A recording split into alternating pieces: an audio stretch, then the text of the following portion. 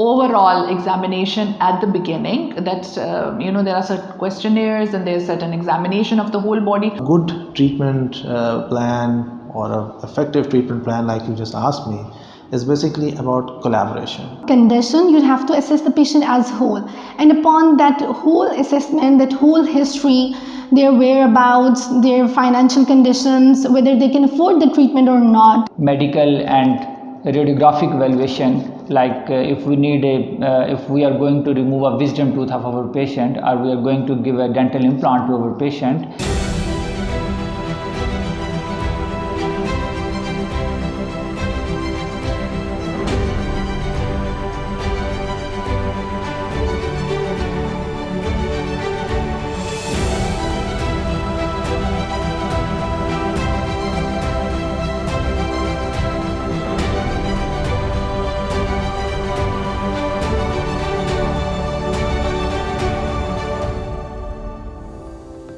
Welcome to today's discussion on advances in aesthetic and oral health. We are joined by a distinguished panel of experts in various fields of healthcare. Thank you all for being here. Let's dive into our first question. How do you determine the best treatment plan for a patient in your respective field?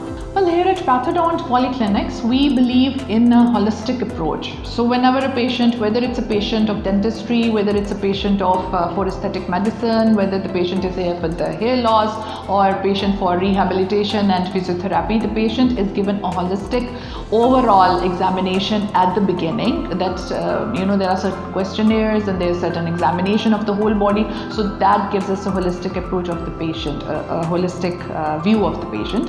And then we come on to the major complaint of the patient for which the patient has arrived at the premises. And then since we have a consultant-based service, depending upon what the patient wants, plus the physical condition of the patient, the particular consultants are involved in formulating a treatment plan that is best suited for that patient. So this is how we go about things. So our treatment examination, and then of course the post-treatment care that we give contributes largely to this. The best treatment plan, that is something which is always intriguing for me. Honestly, the main thing is that we actually try to address what the patient's basic chief complaint is. I mean, obviously patient, whenever he or she comes to me, I see them, I greet them, in a professional manner, whatever. So when I ask them, okay, what brings you here? So the thing is that everybody says, I don't have teeth, I have missing teeth. But that is not the complaint. The complaint is basically, what is the problem due to which you came over here? Is it the inability to chew, or you have any aesthetic concern? Maybe you have got some other functionality problems which you are unable to perform, like phonetics is a very important thing. So we identify that, and then after identification of that chief complaint, we move on to address that. Sometimes when aesthetics is the problem, then prosthesis are really one of the great methods of addressing that. But sometimes we have to ascertain how much critical the patient's demand is. Sometimes the demands are so high that we have to tell the patients, some counseling in a polite manner, that maybe we should lower your expectations, because we have to discuss the expectations, and we have to discuss the procedures involved in it, and we have to discuss about the phases.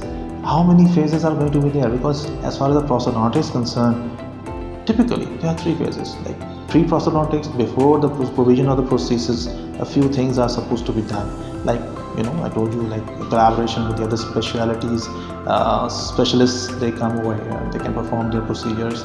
And then after that, when we enter into the prosthodontic phase, I am providing the patient with some prosthesis. For that, I'll have to take an impression, I'll have to make a model. There has to be a very good coordination between myself and the lab with whom I have developed the liaison. We have 2 or 3 labs with whom we have developed a liaison. Sometimes when we send a model to the lab, we hold a discussion if there is anything which seems unrealistic. So we discuss it with them. How can we make it possible? And the very good thing is that we all know about social media, WhatsApp, so they can take a picture of the model. They can point out any error or anything which needs to be improved or which needs to be modified. So we can understand that. So a good treatment plan or an effective treatment plan, like you just asked me, is basically about collaboration, and collaboration involving digitalization, even if it is CAD/CAM or 3D printing.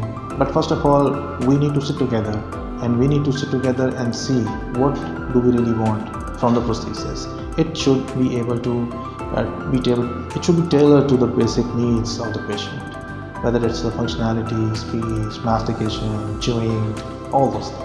Whenever we receive a patient, we try to take a detailed history of our patient, that what's the main issue our patient is facing, so that we can focus on that initial complaint of our patient, and then we go for the detailed medical history of our patient, so that if we are going to operate our case or bring our treatment to the patient, it should not be a kind of harmful for our patient. And we try to take detailed medical and radiographic evaluation, like if we are going to remove a wisdom tooth of our patient, or we are going to give a dental implant to our patient, we try to take detailed medical history, that patient is not taking such medicines which can disturb our bone and which leads to our treatment failure.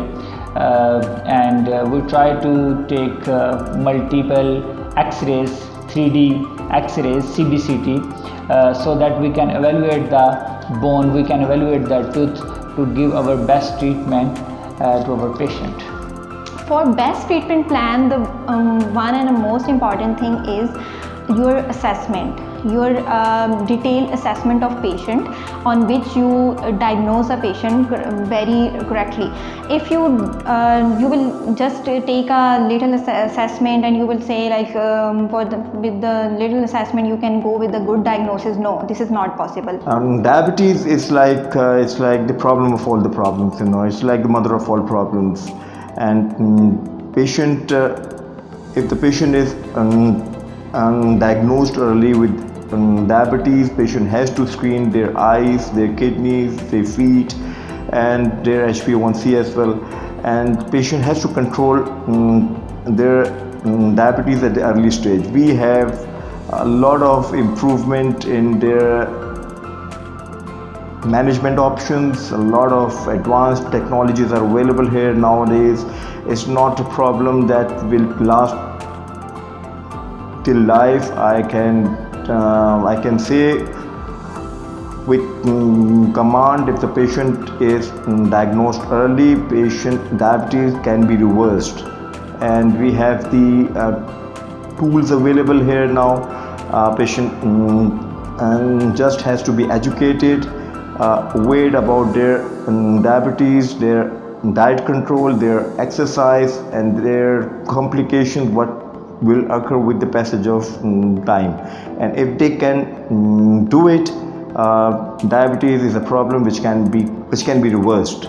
Well, it depends upon the patient condition. If it comes with the limited disease, it depends upon the patient condition in such a way that there are some patients you have to get their, the financial things, their living areas. So you have to assess the patient as a whole. You just don't have to treat that specific condition. You have to assess the patient as whole.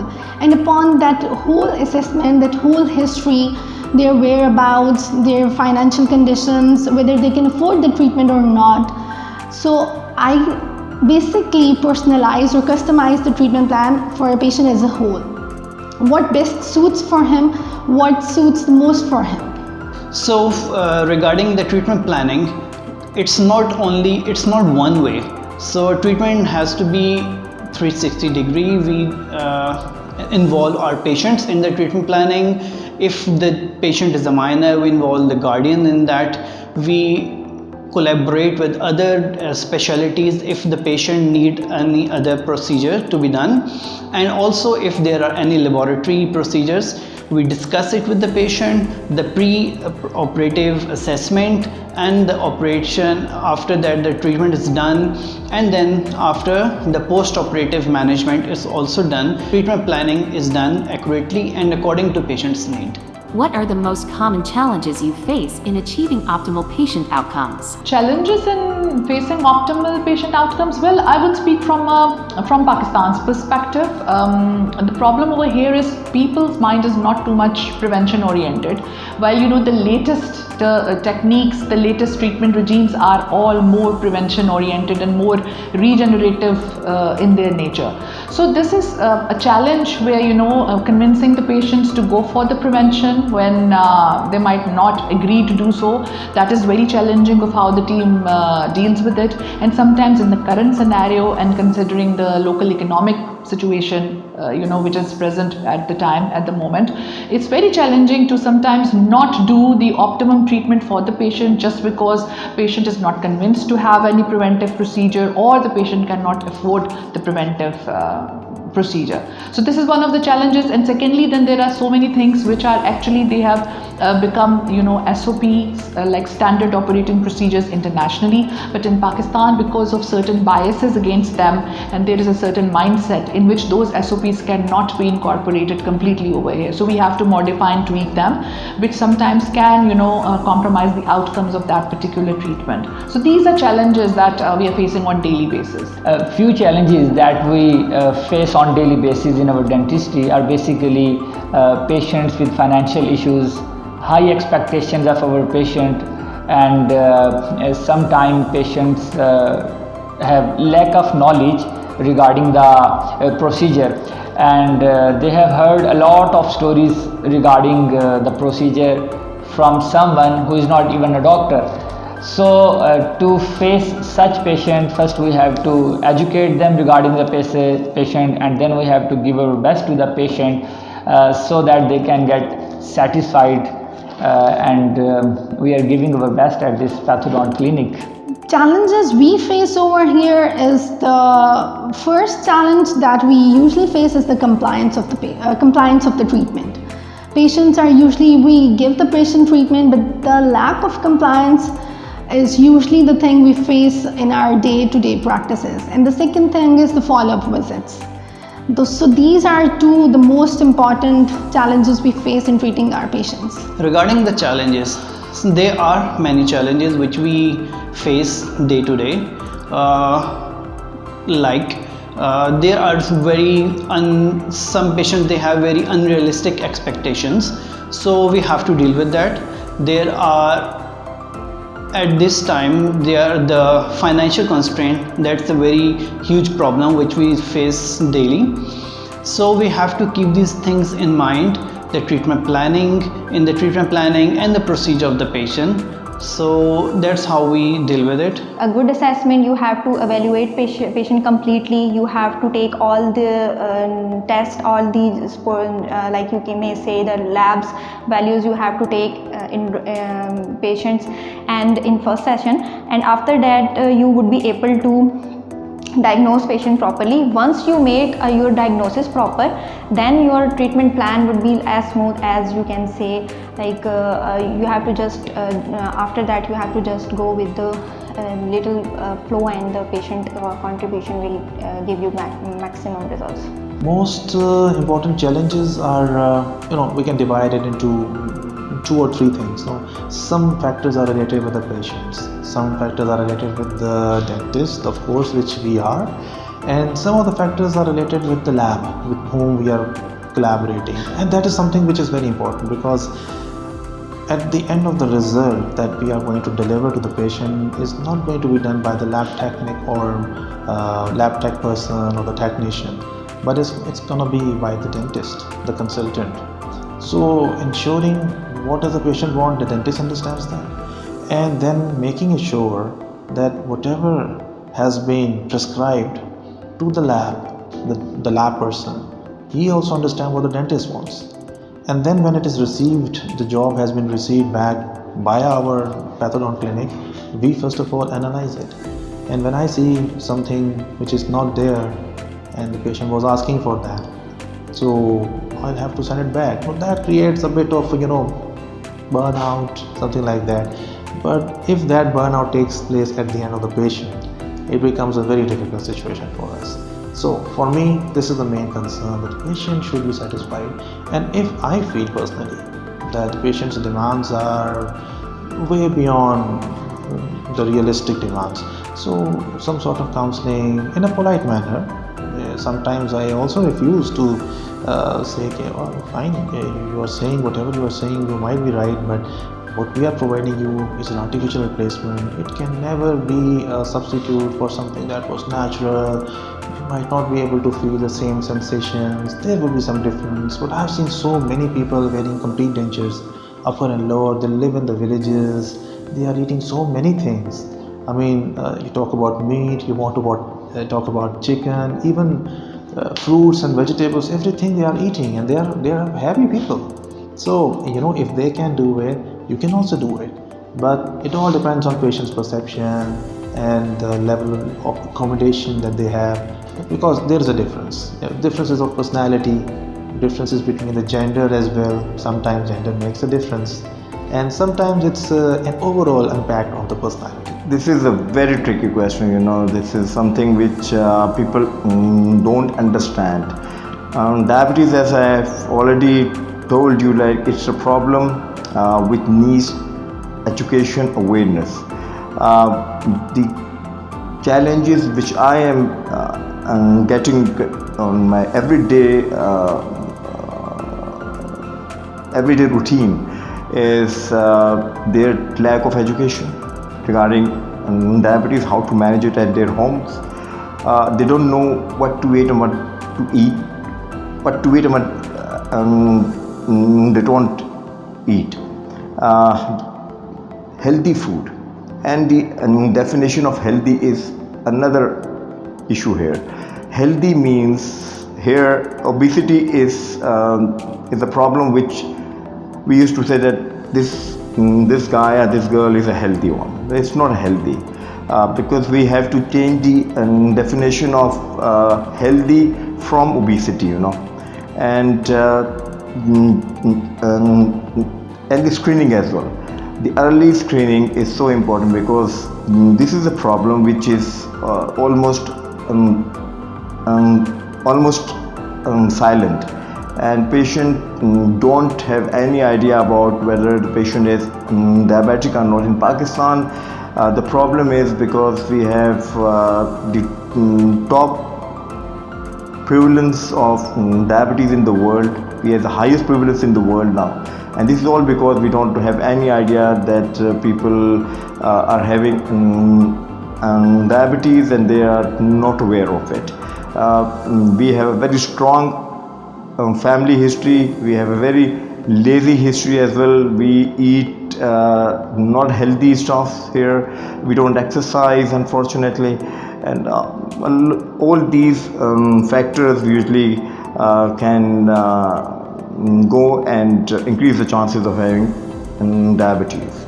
Thank you all for sharing your insights. It's clear that patient care is both rewarding and challenging across all fields. That wraps up our discussion on advances in aesthetic and oral health. We've heard some fantastic insights today, highlighting the importance of personalized care and the challenges professionals face in achieving optimal outcomes. Thank you to all our panelists for their valuable contributions, and thank you for watching.